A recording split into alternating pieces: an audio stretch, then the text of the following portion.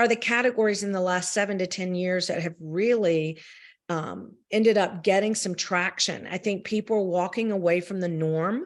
They're walking away from big commercial houses because they want to see what else is out there.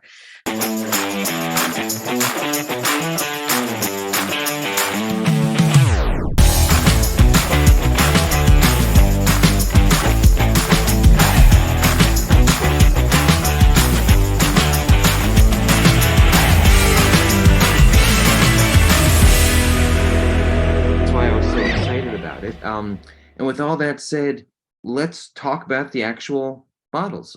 Tell me a bit about, if you want to go through all of them or pick one or two or three, which ones would you like to talk about, how they were made, and then things like flavor profile.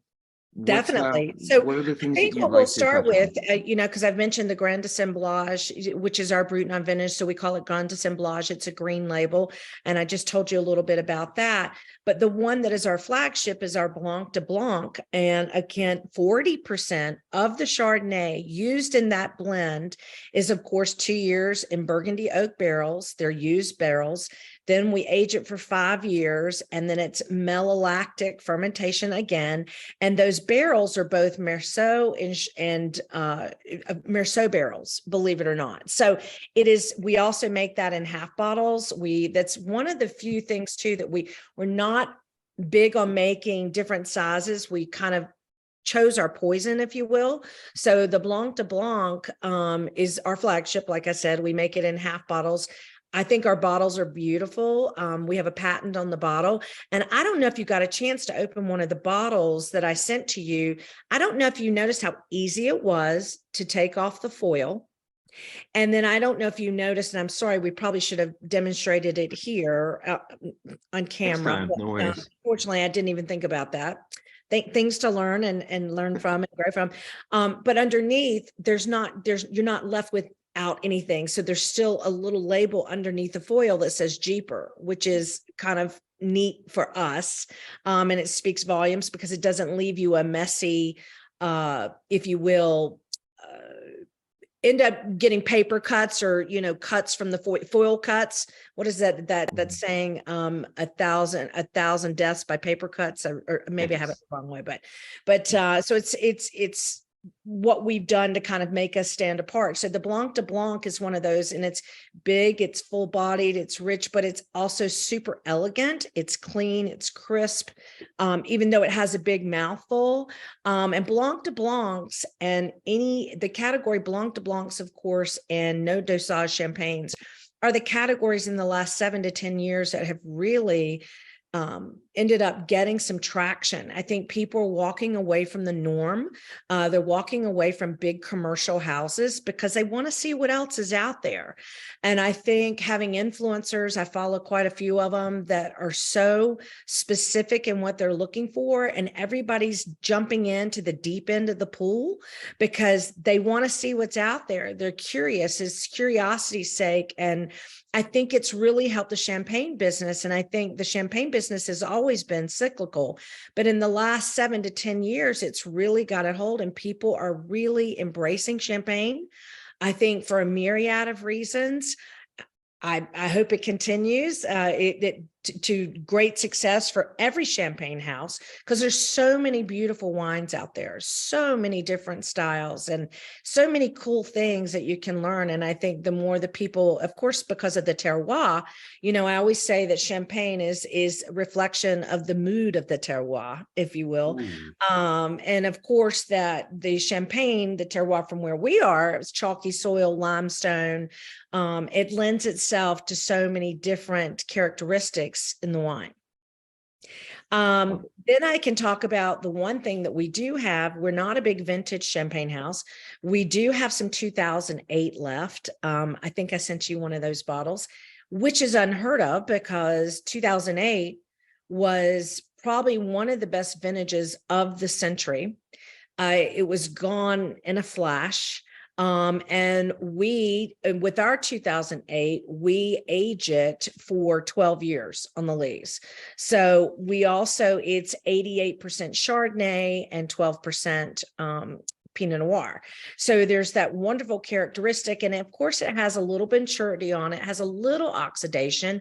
I'm a vintage champagne girl and a no dosage champagne girl. So this one fits the bill for me, but it may not be for everyone's taste profile, if you will. Some people, I can always tell, being in the business, and it is malolactic, as a matter of fact, I can always tell at the beginning when I'm doing a tasting with the 2 lead wines that you start off with in champagne, what someone, and it never fails me. It's always about 95% foolproof, what they're going to like in the rest of the range. So it's so subjective and objective as well too. So the 2008 for me is interesting. And then we do make, we're getting ready to release a new release of Blanc de Blanc coming in May, which I'm super excited about. It'll be no dosage. So just a lot of great things that we're doing. We also now have a partnership. As I mentioned, one of our owners, Michel Rebier, there's a gentleman by the name of Tony Parker, who's a former four-time NBA champion. And he is, of course, a Hall of Famer. I was just with him a couple of weeks ago. Super, super person. And told us his story about where he came from and how much he loves gastronomy. And he's French. A lot of people don't realize that. He's from Lyon.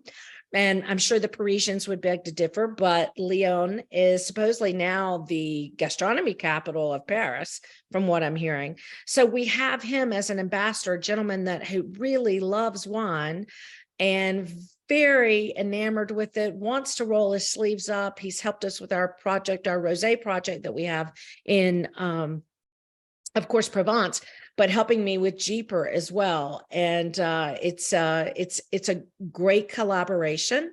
It's been great for me, for the brand, for me, helping us build the brand here in the US, because we're building our distribution network, which is not an easy thing to do. As I can tell you, I've done it for many years, and it's not an easy thing to do. So we're looking for new partners that want to build a brand with us, who we want to be on the ground floor with. I feel like the people that bring you to the party are the people you need to stick to.